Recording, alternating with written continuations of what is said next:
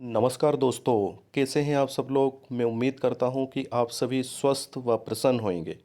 दोस्तों, आपका आपके इस चैनल पर हार्दिक हार्दिक अभिनंदन, स्वागत, सुस्वागतम है। दोस्तों, आज मैं बहुत ही महत्वपूर्ण जानकारी आपके लिए लेकर आया हूं। लाडली बहना योजना एल बी बाय 2023 से संबंधित। इसमें आप जान सकेंगे कि आपके पंचायत क्षेत्र में 23 से 60 वर्ष की आयु वर्ग की कितनी लाडली बहना योजना के अंतर्गत महिलाएं आती हैं।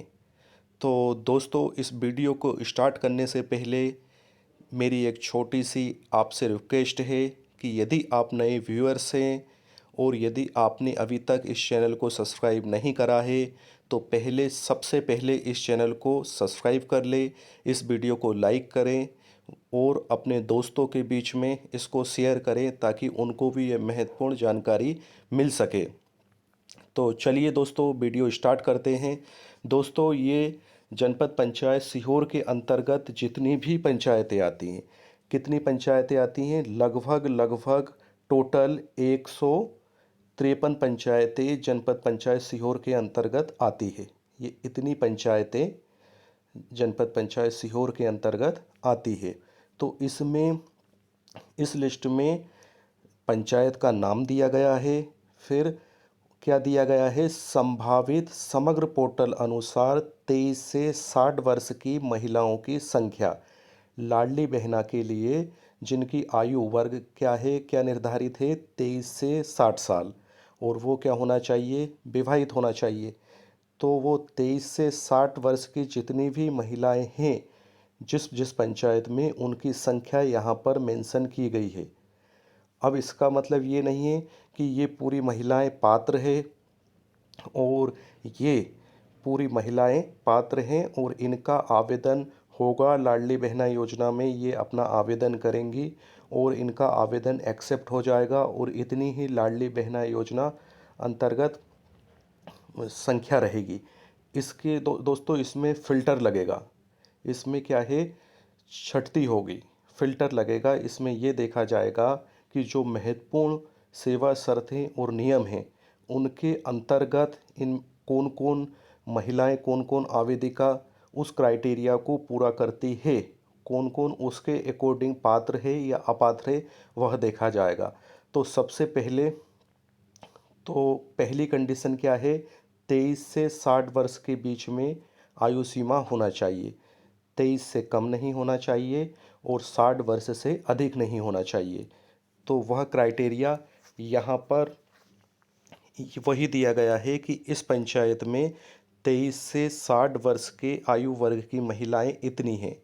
दूसरी बात क्या लागू होती है कि संख्या तो इतनी है इन पंचायतों में 23 से 60 वर्ष के आयु वर्ग की महिलाओं की, लेकिन इनमें से विवाहित कितनी है, अविवाहित कितनी है, इस सभी संख्याएं दी है दोस्तों। इसमें प्रत्येक पंचायत की सभी 23 से 60 वर्ष आयु वर्ग की महिलाओं की संख्या यहाँ पर मेंशन है।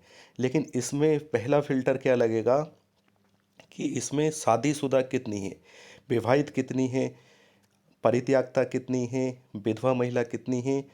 और यदि 23 से 60 वर्ष की महिलाओं की संख्या यहाँ पर मेंशन तो है, लेकिन इसमें यदि वो अविवाहित है तो वो यहाँ से इसमें से बाहर हो जाएंगी, फिर वो इसमें से माइनस हो जाएंगी, इस संख्या में से कम हो जाएंगी। और फिर नेक्स्ट फ़िल्टर क्या लगेगा कि इसमें जो है उनकी वार्षिक आय कितनी है।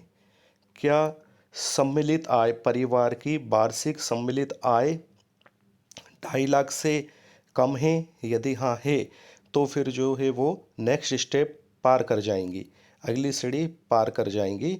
और यदि नहीं है तो सेकंड फ़िल्टर से ये जो है उनकी संख्या और कम हो जाएंगी, वो आउट हो जाएंगी, सेकंड स्टेप से आउट हो जाएंगी। सेकंड स्टेप क्या रहेगी कि हाँ, परिवार की वार्षिक आय 2.5 लाख से कम है या अधिक है। यदि अधिक होगी तो वो आउट हो जाएंगी और यदि नहीं होगी तो वो जो है अगली स्टेप के लिए आगे बढ़ जाएंगी। फिर क्या क्राइटेरिया रहेगा कि उनकी परिवार की सम्मिलित कृषि भूमि कितनी है। कृषि भूमि का क्राइटेरिया रहेगा। इसमें शायद 5 एकड़ का प्रावधान किया गया है। यदि 5 एकड़ से सम्मिलित कृषि भूमि यदि अधिक है तो वो अपात्र हो जाएंगी, यदि उससे कम है तो फिर वो पात्रता की श्रेणी में आ जाएगी। अगला फिल्टर क्या लगेगा फिर इन संख्याओं में? अगला फिल्टर ये लगेगा कि उनके परिवार में कोई शासकीय कर्मी, संविदा कर्मी या किसी शासकीय संस्था, बोर्ड, निगम, मंडल का सदस्य तो नहीं है। यदि सदस्य है तो फिर वो महिलाएं उसके लिए अपात्र हो जाएंगी। उनके परिवार में कोई जनप्रतिनिधि तो नहीं है। यदि उनके परिवार से कोई सांसद, विधायक, सरपंच है तो फिर वो अपात्र हो जाएंगी। लेकिन यदि जनप्रतिनिधि, पंच और उपसरपंच भी रहता है तो इसको इस क्राइटेरिया से बाहर रखा गया है। इन लोगों को इस क्राइटेरिया से बाहर रखा गया है और उनको पात्रता की श्रेणी में रखा गया है, क्योंकि एक पंच, उपसरपंच अधिकांश ग्रामीण क्षेत्र में हमको एक श्रमिक वर्ग से ही देखने को मिलते हैं। तो इसलिए केवल उनको बाहर रखा गया। और हाँ, यदि उनके परिवार से कोई भूतपूर्व भी यदि सांसद है, विधायक रहे हैं, मंत्री रहे हैं तो भी वो अपात्रता की श्रेणी में आ जाएंगे। और यदि शासकीय कर्मचारी है, शासकीय कर्मचारी या संविदा कर्मचारी है या किसी निगम, मंडल, बोर्ड या अन्य शासकीय उपक्रम के उनके परिवार के सदस्य हैं या अध्यक्ष उपाध्यक्ष रह चुके हैं तो भी वो इस क्राइटेरिया से बाहर हो जाएगी। अपात्रता की श्रेणी में वो महिलाएं आ जाएंगी, उनका लाडली बहना में नहीं हो पाएगा। फिर नेक्स्ट फिल्टर क्या लगेगा कि उनके नाम पर परिवार में किसी भी सदस्य, सम्मिलित परिवार की बात हो रही है दोस्तों, कि सम्मिलित परिवार में कोई आयकर दाता है या नहीं। अगर कोई आयकर दाता है तो फिर वो आउट हो जाएंगे। उनके परिवार में अगर कोई भी आयकर दाता है तो वो आवेदिका लाडली बहना योजना के लिए अपात्र मानी जाएगी। और फिर नेक्स्ट फिल्टर क्या आएगा कि उनके परिवार में किसी भी सदस्य के नाम पर 4 पहिया वाहन है या नहीं। 4 पहिया वाहन से मतलब यहाँ पर आप सोच रहे होंगे 4 व्हीलर, और 4 व्हीलर ओनली आपके मन में ख्याल आ रहा होगा कार। लेकिन नहीं दोस्तों, गांव में अधिकांश कृषि परिवार सम्मिलित रहते हैं, किसान भाई निवास करते हैं और उनके पास में लगभग हर दूसरे तीसरे घर ट्रैक्टर तो रहता ही है। तो ट्रैक्टर को भी 4 व्हीलर्स माना जाता है, 4 व्हीलर रहते हैं पर ट्रैक्टर भी, तो भी वो उसमें अपात्रता की कैटेगरी में वो महिलाएं चली जाएंगी, उनका नहीं हो पाएगा। तो ये कंडीशन से भी ये संख्या कम होती जाएगी। अभी ये टोटल संख्या आपको दिख रही है कि हाँ, स्क्रीन पर जो आप संख्या देख रहे हैं, प्रत्येक पंचायत का नाम डिस्प्ले हो रहा है, उसके आगे संख्या मेंशन हो रही है कि उस पंचायत में 23 से 60 वर्ष के बीच में कितनी महिला आती हैं, महिला वर्ग की संख्या क्या है। तो ये इतने फिल्टर लगते जाएंगे और उनकी संख्या कम होती जाएगी।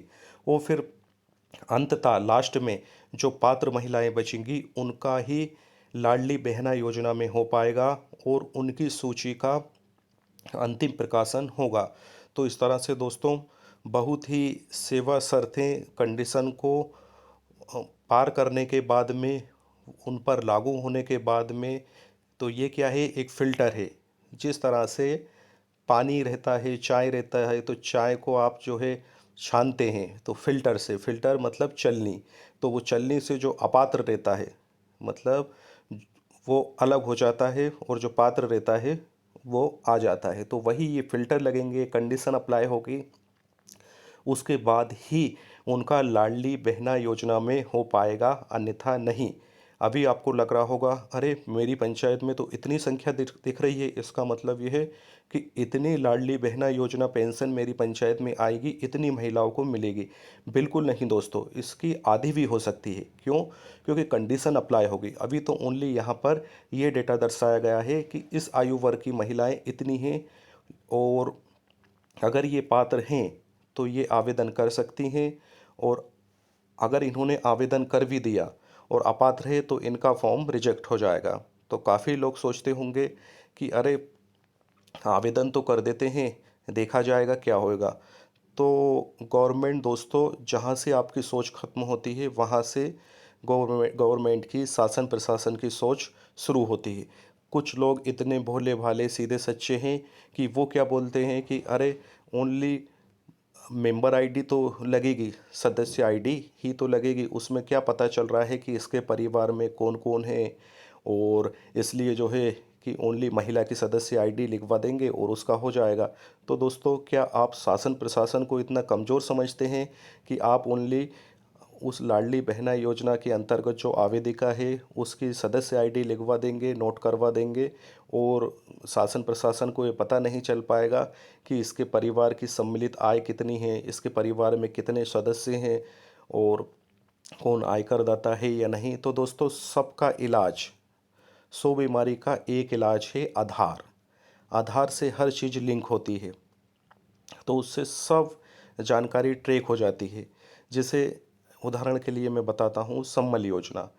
तो जो सम्मल योजना, जो श्रमिक पंजीयन थे ग्राम पंचायत स्तर पर जीआरएस भाई के द्वारा, ग्राम रोजगार सहायक भाई के द्वारा उनका पंजीयन तो कर दिया गया था, लगभग लगभग सभी परिवार का कर दिया गया था, लेकिन वह जनपद स्तर से अपात्र हो गए काफ़ी लोग। कैसे हो गए? क्योंकि उनका डेटा ट्रैक किया गया, तहसील स्तर से ट्रैक किया गया कि हाँ, इनके परिवार में कितनी भूमि है, अभी तक इनके इनके आधार से कितना कितना राशन, कितना नाच पानी सेल हुआ है, कितनी कृषि उपज सेल हुई है। तो ऐसे बहुत से, आजकल क्या है, ऑनलाइन सब कुछ रहता है और डेटा ट्रैक हो जाता है, तो क्लियर पता चल जाता है कि हाँ, ये पात्र है या अपात्र है, इनके परिवार से कोई टैक्स देता है या नहीं देता है। तो ये जानकारी छुप नहीं सकती और फॉर्म रिजेक्ट हो जाता है। तो इसलिए दोस्तों, यदि आपको लगता है कि हाँ, मैं पात्र हूँ, अपात्र नहीं हूँ, या मेरे परिवार से 23 से 60 वर्ष की आयु वर्ग की इतनी महिलाएं आती हैं और ये इतनी पात्र हैं, अपात्र नहीं हैं, हमारे नाम पर इतने से अधिक कृषि भूमि नहीं है, हमारे हमारे हमारी जो है परिवार की सम्मिलित वार्षिक आय 2.5 लाख से अधिक नहीं है, कोई भी आयकर दाता नहीं है, किसी का भी किसी के पास भी फोर व्हीलर नहीं है, और कोई भी शासकीय संविदा कर्मचारी नहीं है, या किसी भी निगम बोर्ड का सदस्य, अध्यक्ष, उपाध्यक्ष नहीं है, कोई भी जनप्रतिनिधि नहीं है, तो आपको खुद ऑटोमेटिक फुल फील हो जाएगा कि हाँ, आप जो है पात्र हैं, आपके परिवार की ये महिलाएं पात्र हैं या अपात्र हैं। तो आप ज़रूर अप्लाई करें और ज़रूर इनका हो जाएगा। और आप खुद सोच सकते हैं कि शासन प्रशासन, शिवराज मामा जी 1,000 रुपये महीने देंगे, तो आँख मूछ कर नहीं देंगे कि हाँ, जिसने फॉर्म डाल दिया उसको 1,000 रुपये महीने मिलने लगे। ऐसा नहीं होगा दोस्तों, फ़िल्टर लगेगा। फ़िल्टर के बाद में सेवा शर्तें, ये फ़िल्टर मतलब सेवा शर्तें लागू होगी उन पर, और फिर तब जाकर क्लियर डेटा सामने आएगा कि हाँ, इतनी महिलाएं लाडली बहना योजना 2023 के अंतर्गत पात्र हैं, और उनको फिर जो है जून से 1,000 रुपये महीने पेंशन आने लगेगी दोस्तों। और इस सूची का प्रकाशन होगा कि हाँ, इस पंचायत से इतनी महिलाओं ने फॉर्म डाला था, इतना रिजेक्ट हो गया, इतनी पात्रता में आई, इतनी अपात्र हो गई, इसका सबका प्रकाशन होगा, और तब जाकर ये फाइनल लिस्ट तैयार होगी। तो मुझे उम्मीद है दोस्तों, आपको ये जानकारी बहुत ही रोचक, बहुत ही इंटरेस्टिंग और इम्पोर्टेंट लगी होगी। यदि आप चाहते हैं कि इसी तरह की महत्वपूर्ण जानकारी, महत्वपूर्ण अपडेट्स, महत्वपूर्ण आदेश आपको मिलते रहें, समय समय पर आप उनसे अवगत होते रहें, तो इसके लिए आपको एक छोटा सा कष्ट उठाना होगा कि इस चैनल को सब्सक्राइब करना होगा और बेल आइकन को प्रेस करना होगा। फिर हमेशा इसी तरह की महत्वपूर्ण इन्फॉर्मेशन, महत्वपूर्ण जानकारी आपको समय समय पर मिलती रहेगी और आप अपडेट रहेंगे। तो दोस्तों, मुझे उम्मीद है कि आपको मेरा ये प्रयास बेहद ही पसंद आया होगा। प्लीज़ दोस्तों, यदि आपको ये वीडियो अच्छा लगा हो तो इसको लाइक करें, शेयर करें और इस चैनल को सब्सक्राइब करें। तो दोस्तों, मिलते हैं अगले वीडियो में, तब तक के लिए जय हिंद, वंदे मातरम, भारत माता की जय दोस्तों।